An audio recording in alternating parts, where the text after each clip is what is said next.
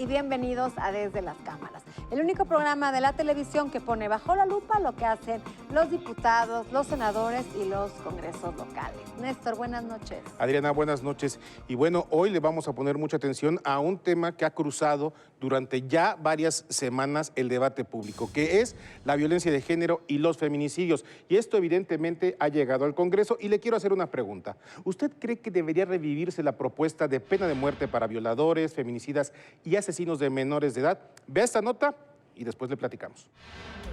Legisladores del Partido Verde y algunos de Morena en la Cámara de Diputados revivieron la propuesta de pena de muerte a violadores, feminicidas y asesinos de menores de edad. Proponen una iniciativa para reformar los artículos 18, 22, 29 y 94 de la Constitución a fin de eliminar la prohibición de la pena de muerte y que no exista obstáculo para que la contemple la legislación penal. México requiere excepciones en el sistema de procuración de justicia, pero especialmente en el sistema penitenciario mexicano, donde se prevea que aquellas conductas que se conozcan, que se encuentren los responsables y que la Corte los confirme, merecen pagar por su vida la vida que ellos no perdonaron. El Verde se declaró listo para abrir el debate y así explicó por qué la pena de muerte solo para quienes asesinen a menores. Y rechazaron que esta propuesta lo único que busque sea ganar simpatías electorales. No es sacar raja política,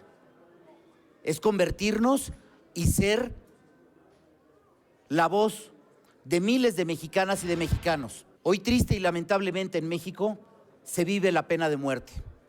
Una pena de muerte que la decretan los criminales, a niñas, a niños, a jóvenes, a mujeres.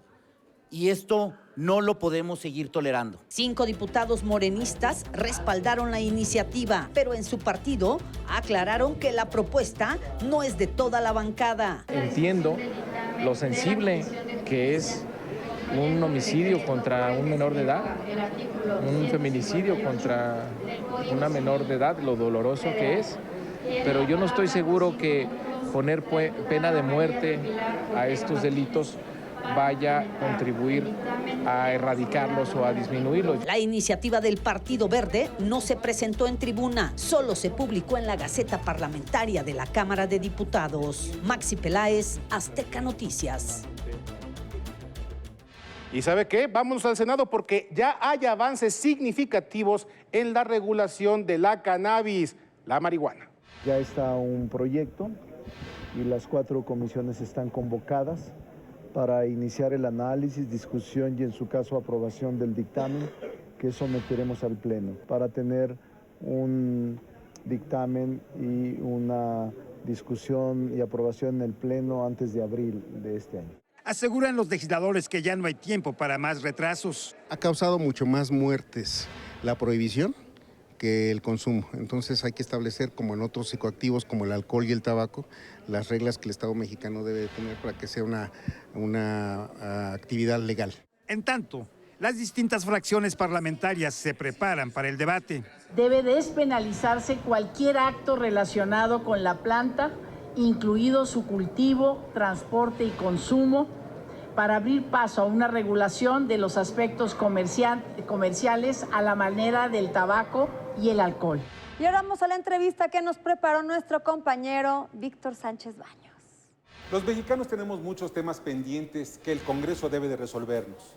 Son fundamentales para nuestro día a día y cada partido político tiene su propia agenda, también sus propias propuestas. Pero veamos qué es lo que dice el Partido del Trabajo a través de su coordinadora en el Senado de la República, Giovanna Bañuelos, sobre la agenda del PT para este periodo ordinario de sesiones. Vamos a presentar 4 leyes nuevas. Eso es algo no común porque generalmente se presentan modificaciones a la ley o a la Constitución ya existentes. Y nosotros hemos hecho un trabajo muy intenso, obviamente junto a nuestro equipo de asesores durante meses, para poder poner a consideración de la sociedad y evidentemente de mis compañeros senadores 4 productos legislativos totalmente nuevos. Una nueva ley de agua, una ley general de agua, una ley general de minería, que hace falta actualizarla, que en el momento se tiene, pero en realidad relanzar un producto que nosotros hemos trabajado. una nueva ley de registro civil y una ley que no existe y que es ahorita un apartado de la Ley de Comunicaciones y Transportes, y que nosotros pretendemos hacer una ley corta de el uso, la regulación de los drones en el territorio nacional. Entonces, pues bueno, esos son productos legislativos nuevos. Nosotros pretendemos que se voten en la integridad las leyes como tal, pero evidentemente también tenemos programadas modificaciones en diversos temas. En el tema de derechos humanos, creo que el Partido del Trabajo ha sido muy constante en el tema de la defensa de los derechos humanos, y evidentemente que vamos a hacerlo a través de modificaciones a la ley en materia de seguridad pública, en materia de reforma político-electoral y de asistencia a las personas con discapacidad. Me voy un poco por partes. Vamos a proponer nosotros que se pueda crear en el marco pues, de los derechos humanos, que se le pueda reconocer el derecho al cuidado, que actualmente en la ley solamente se reconoce a niñas y niños, a las personas con capacidades diferentes. La verdad es que es una circunstancia muy compleja la que padecen las familias y los que se llaman cuidadores, que a final de cuentas son honoríficos, por decirlo de alguna suerte, casi siempre están en un vínculo familiar estrecho, pero que dejan de hacer sus actividades, que dejan de realizar o desempeñar algún trabajo que sea evidentemente remunerado, porque el tiempo se lo dedican de manera integral al cuidado de sus familiares. Entonces nosotros queremos que la ley reconozca este derecho al cuidado para que pueda proteger a todas aquellas personas que optan por esta actividad. Queremos también proteger a las personas con discapacidad de todos los procesos judiciales que se hacen. Y Víctor, esto es algo muy interesante, porque a final de cuentas, si tú recorres hoy las cárceles del país, tanto federales como estatales, te vas a encontrar a muchas personas que tristemente tienen alguna condición de discapacidad y que están ahí porque no tuvieron una adecuada defensa dentro de su proceso judicial. Es decir, el Estado, como no está obligado, no les brindó a satisfacción de los acusados una defensa en la que ellos tuvieran un pleno entendimiento de qué se les estaba incluso acusando. Entonces nosotros estamos planteando hacer modificaciones en ese sentido para que las personas con discapacidad, fundamentalmente auditiva y de lenguaje, tengan un acompañamiento durante todo su proceso judicial hasta la sentencia. También en materia político-electoral nosotros vamos a defender las candidaturas ciudadanas. ¿En qué sentido? Ponerles un piso parejo, mucho más justo. Creo que todos hemos visto ahora lo complejo que es cuando un ciudadano no tiene el respaldo de los partidos políticos, lanzarse a una contienda en igualdad de condiciones. En la agenda del Partido del Trabajo hay varias propuestas que son significativas. Por ejemplo, los cambios que se realizarán a las leyes electorales, con el fin de hacer piso parejo, como dice la senadora Giovanna Bañuelos, a todos los partidos y a todos aquellos que son también candidatos ciudadanos. Esto forma parte de lo que será la agenda legislativa y electoral para el 2021. Gracias, Víctor. Y ahora vamos con nuestra especialista en temas financieros, Alicia Salgado. Alicia. Hola muchachos, ¿cómo están? Qué gusto de saludarles de nueva cuenta. Bueno, se ha iniciado y muy activamente la discusión en materia de lo que le llaman iniciativa de outsourcing. En realidad se trata de una reforma a dos leyes, sobre todo a la Ley Federal de Trabajo, y no contiene sino 12 artículos. 12 artículos en los que, de los cuales 4 en especial han generado una fuerte polémica ante la posibilidad de que el outsourcing desaparezca. ¿Qué es el outsourcing? Para empezar, es la contratación de personal a través sobre todo de, digamos, no firmar un contrato laboral permanente. Hay empresas que se dedican a generar ese entorno de contratación porque, digamos, alguien va a tener una actividad parcial en una empresa, va a iniciar un proceso de ventas en algunas tiendas y de pronto necesitan contratar personal adicional, pero que no va a formar parte de la estructura normal de ventas de la tienda, ni de distribución, ni de limpieza, ni de logística. En consecuencia, se contrata a ese personal de forma, digamos, temporal. La mayor parte de las empresas que tienen outsourcing tienen muchísima o contratan, hacen terciarización de actividades, lo hacen justamente definiendo aquellas que son prioritarias o no. Y el tema es que estos artículos llegan a cuestionar de fondo si esta es viable o si es un método para evadir el pago de cuotas de seguro social o de seguridad social en general. Y mire, la verdad es que hasta el gobierno en algún momento, algunos hospitales han hecho contratación de terceros en outsourcing y no necesariamente estaban cuidando justamente el cumplimiento del sistema de seguridad social. Hoy lo que tienen que hacer es que el empleador o el contratante de ese sistema tendría que asegurarse que la empresa que le está otorgando el servicio tenga registrados a los trabajadores de manera temporal en el sistema de seguridad social y que lo haga con todas las de la ley y también que se cumpla con los términos de retenciones salariales, de enteros salariales y de prestaciones de jubilación. Todo es un paquete. El problema es cuando de pronto dicen, este patrón no puede contratar a terceros, por ejemplo, para dar un servicio que en opinión de una autoridad o de un juez serían básicos. Nadie puede decidir qué es básico o qué no. En eso está atorada la discusión. El senador Monreal, en particular el coordinador de Morena, ha dado una posibilidad importante con una mesa de alto nivel en la que todos los participantes e involucrados en esta discusión, el sector empresarial y el sector público, se están poniendo de acuerdo. Algunas personas dicen que es una derrota para el senador Napoleón Gómez Urrutia. Yo creo que al final de cuentas será una iniciativa que favorezca sobre todo al trabajador contratado temporalmente, pero que no inhiba o sobreregule una actividad como es la de outsourcing. Creo que en la próxima semana, probablemente la siguiente, quede aprobada ya la iniciativa o la reforma a la Ley Federal de Trabajo sobre este tema. Y sí, digamos, eliminar los trabajos o las figuras que evitan o que eluden el pago de impuestos o prestaciones sociales, creo que es un objetivo loable, pero caer en la sobreregulación del mismo para inhibir esa contratación sería un peligro para la generación de empleos. Aproximadamente el 27% del empleo registrado en el IMSS es empleo temporal derivado de terciarización. No nada más veamos las cifras negativas, veamos las cifras que tienen impacto en la economía. Yo pongo ese tema bajo la lupa desde las cámaras. Y ahora vamos a un corte comercial y no se vaya porque a nuestro regreso estará con nosotros la diputada de Morena, Lorena Villavicencio, quien es integrante de las comisiones de Justicia y Derechos Humanos. El tema, feminicidios, violencia de género. Regresamos.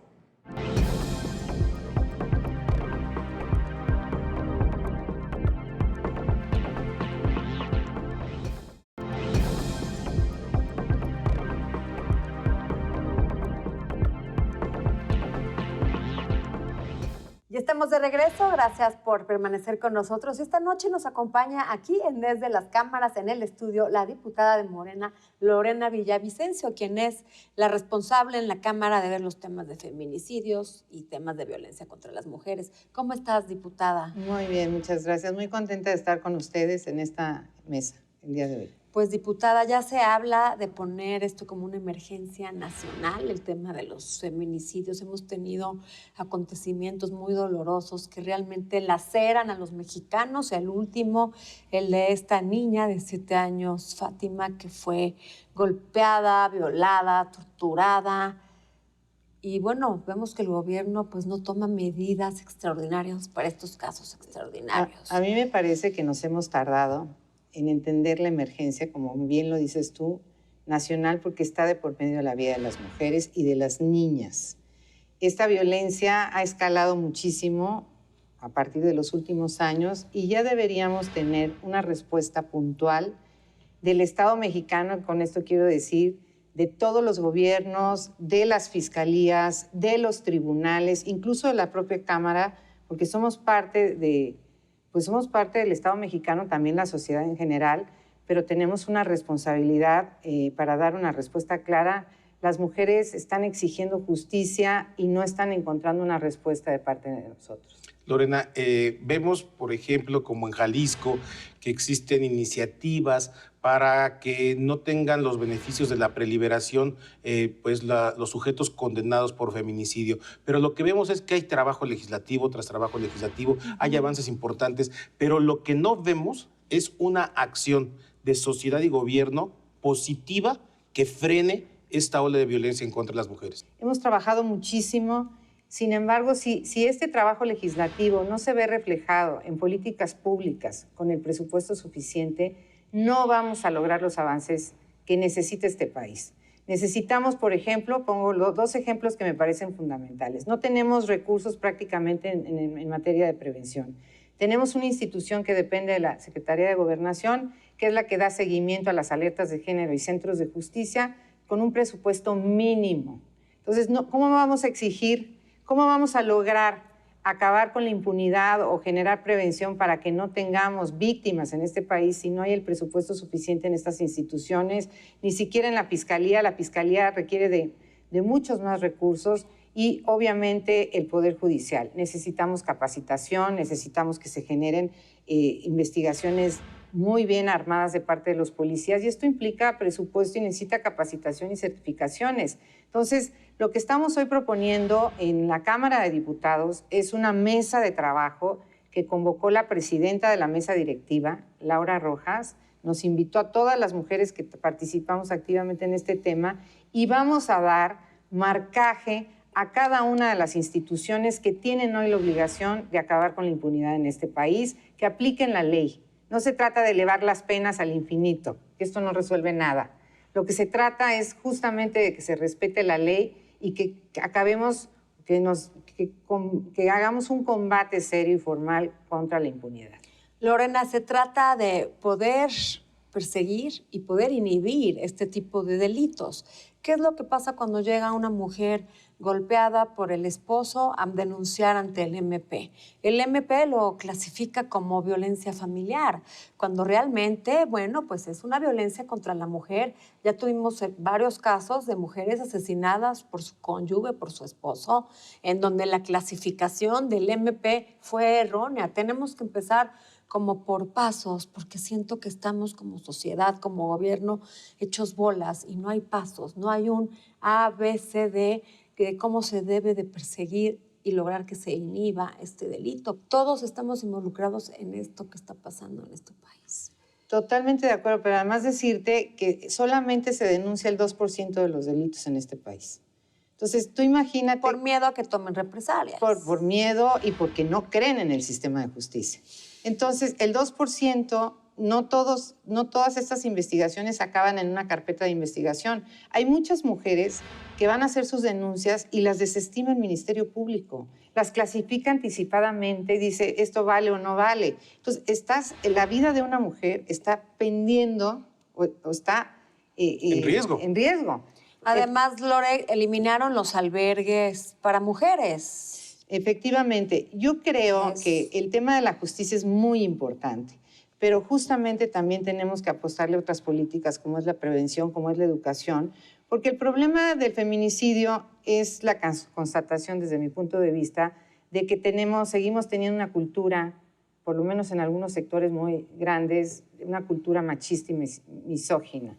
Entonces, esto se combate con la educación, con reeducarnos en la paz, en el respeto, en los derechos humanos, que es un tema fundamental. O sea, realmente tenemos que hacer una política integral para combatir este flagelo que nos está indicando de cómo estamos como sociedad, cómo estamos normalizando la violencia. Y lo platicábamos, Néstor, el tema de la violencia, que efectivamente todos tenemos que hacernos cargo de nuestra propia violencia, pero tampoco podemos dejar de manifestar que hay una violencia que sufrimos especialmente las mujeres porque tenemos condiciones desiguales. Tú puedes ver la discriminación de las mujeres en los espacios laborales, ganamos menos que los hombres, tenemos un trato totalmente distinto. Lo podemos ver en el campo, donde las mujeres no tienen ni siquiera derecho a tener sus propiedades, a ser titulares de sus tierras. Los usos y costumbres, que son totalmente anticonstitucionales. Y machistas. Y machistas. Vamos a poner, digamos, una cosa en el centro que platicábamos hace un momento. Mucha gente cuando entra a este debate dice, bueno, la vida de un hombre vale lo mismo que la vida de una mujer. Y se mueren más hombres que los que se mueren mujeres de manera violenta. Pero es distinto. Los hombres se mueren de otra forma. Claro. En medio de la violencia. Porque se involucran en temas hay riñas, legales, asaltos, otras cosas. Las mujeres tienen como victimarios a padres, a conocidos, a empleadores, a compañeros de escuela. O sea, hay un ambiente en que en la cercanía es donde está la mujer en riesgo y es donde no está actuando la autoridad. Y ¿sabes qué? Hay una cosa que es muy importante. Hay un actor omiso en este debate, es el Estado, que es el Instituto Nacional de las Mujeres. No ves al Instituto Nacional de las Mujeres alzando la voz, conduciendo, construyendo puentes de diálogo para poder, pues, decirle al presidente de la República, al Congreso de la Unión, a la Fiscalía General de la República, a los gobiernos de los estados, qué está ocurriendo, qué tenemos que hacer. En el Instituto de las Mujeres tendría que haber hoy un liderazgo que no existe. Y tampoco se trata de descubrir el hilo negro. Por ejemplo, aquí en este grupo, en esta televisora, hace unos meses se creó la unidad de género, en donde las mujeres denuncian acosos laborales, injusticias, malos tratos, y ha funcionado de maravilla y se ha logrado limpiar esa brecha entre hombre y mujer. Y no se requiere de grandes inversiones, simplemente es tener una mujer especializada, es una psicóloga especializada, en donde le llegan las denuncias y ella investiga las denuncias y se les da solución.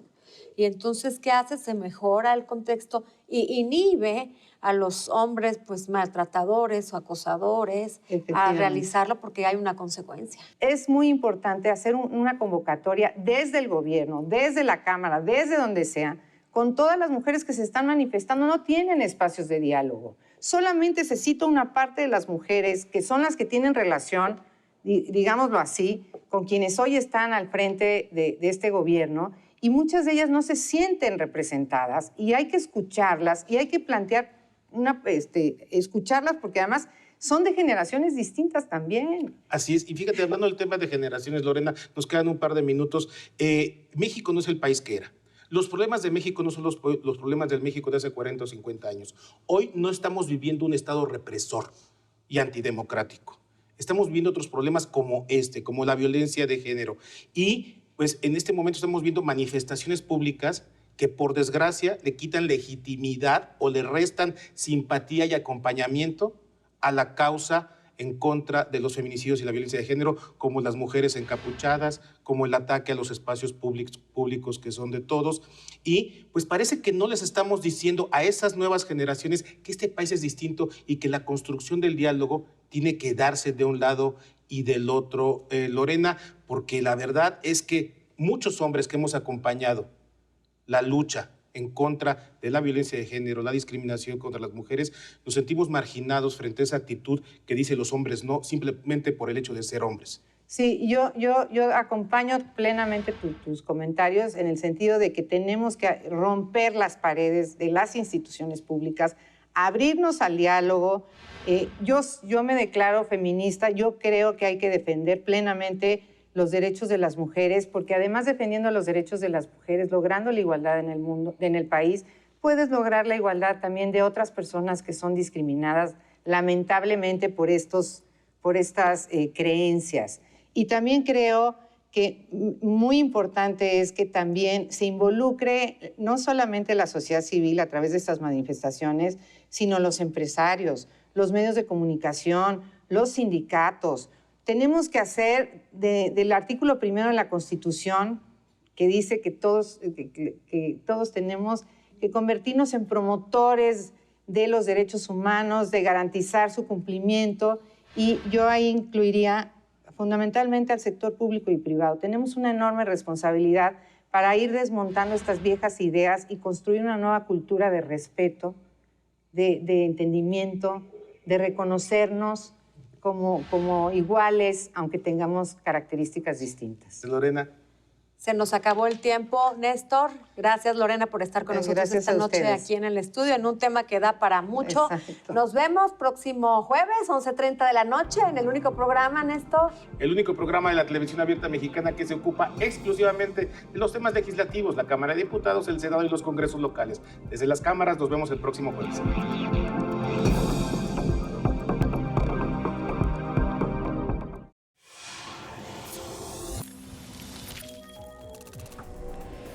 Con motivo del Día del Ejército se dijo que la Secretaría de la Defensa Nacional ofrece seguridad social a sus subordinados y recompensas como becas para sus hijos, servicios médicos de calidad, préstamos bancarios y apoyos para viviendas.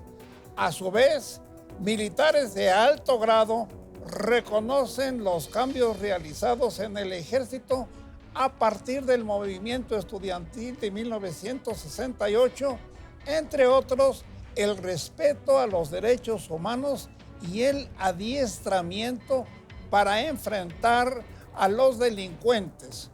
Hoy se ordena a los soldados que no agredan a los particulares, así se trate de autores de delitos, por tratarse de seres humanos que merecen respeto, como fue dicho por el presidente López Obrador. Con el proceder de estos tiempos, el personal de tropa se resigna a recibir huevazos, pedradas, tomatazos y bombazos molotov en el desempeño de las actividades que les son encomendadas. Según mandos superiores, los soldados lucen sus uniformes con orgullo y realizan cuantas misiones les son indicadas, entre otras, la de enfrentar a traficantes de drogas.